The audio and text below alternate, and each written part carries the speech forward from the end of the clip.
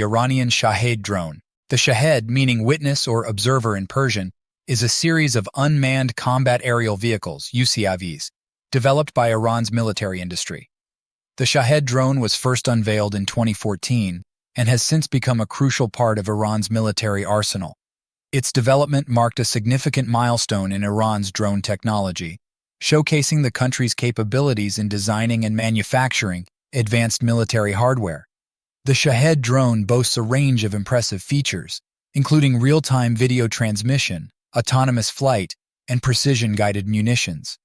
Its modular design allows for easy maintenance and customization, making it a versatile asset for military operations. The Shahed drone has seen action in several conflicts, including the Syrian civil war and the Yemeni civil war. Its effectiveness in reconnaissance and combat roles has made it a valuable asset for Iranian military forces and their allies.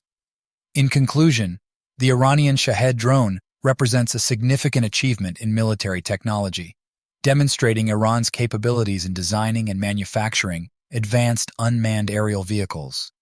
Its operational history and features make it a force to be reckoned with on the modern battlefield.